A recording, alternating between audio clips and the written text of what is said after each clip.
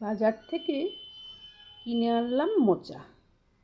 এবার আমি রান্না করব মোচা চিংড়ি। ভালো করে মোচাগুলোকে ছাড়িয়ে নিয়ে আগে কেটে ধুয়ে সিদ্ধ করে নেব, জল ঝরিয়ে রেখে তারপরে আমি একে একে সব মশলা চিংড়ি মাছ ভাজা দিয়ে আমি কিভাবে মোচা রান্না করব চলে আসুন আমি দেখাচ্ছি। সহজে কিভাবে মোচা কাটতে হয় সেটা দেখুন আপনারা। এইভাবে মোচাটাকে ছাড়িয়ে নিয়ে আমি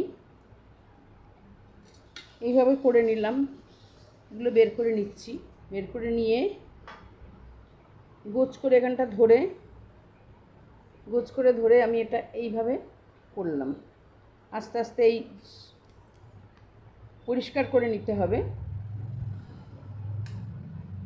এই আঁশের মতো একটা আছে, এই আঁশের মতনটা পরিষ্কার করে নিতে হবে। নিয়ে মোচাটাকে এই ফুলের মাথাটাকে ধরে বটিতে এইভাবে ধরে টান দিতে হবে। তাহলে দেখুন কিভাবে এইটা বেরিয়ে আসলো। এই শক্ত যে একটা দেশলাইয়ের কাঠির মতন একটা শক্ত মতন থাকে, এই কাঠিগুলোকে আমরা ফেলে দিই। এইভাবে ধরে টান দিলেই এগুলো সব বেরিয়ে যাবে।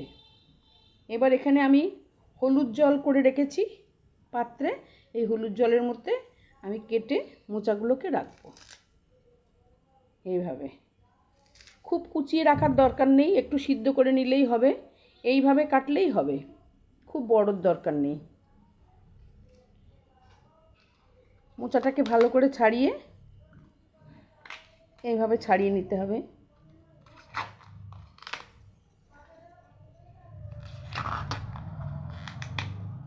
মোচাটাকে আমি ভালো করে ছাড়িয়ে নিলাম।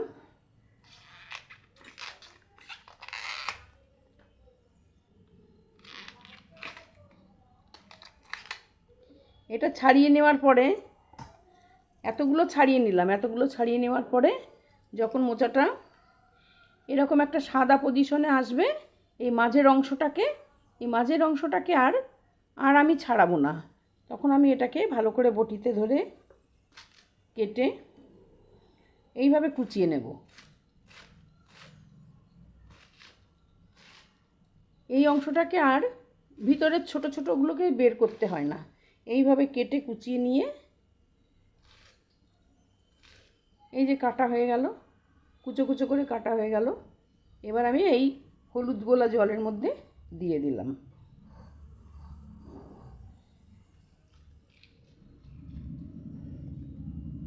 এই মাঝের অংশটাকে কেটে নিয়ে কুচিয়ে নিতে হবে। আপনার কি বড় বড় আছে দেখি ছড়া।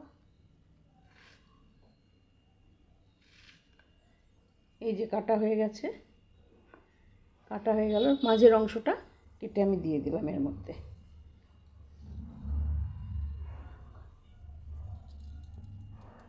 মোচাগুলোকে ভালো করে ধরে এইভাবে আঁশগুলোকে তুলে নিতে হবে।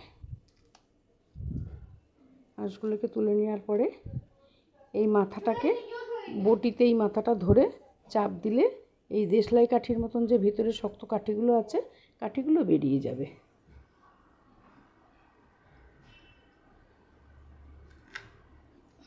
এই যে এইভাবে এই কাঠিগুলো সব বেরিয়ে যাবে।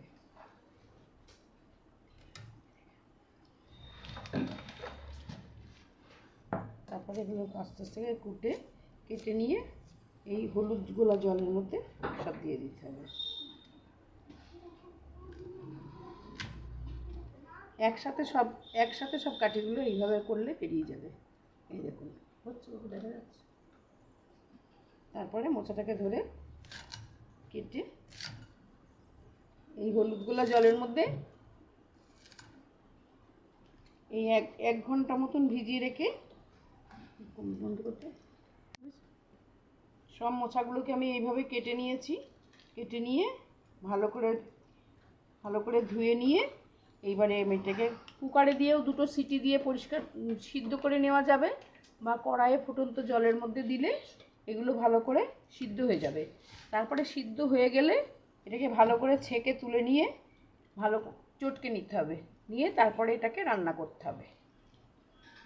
মোচা কিভাবে কাটা হলো সেটাই আমি দেখালাম, রান্নাটা এখনও দেখালাম না।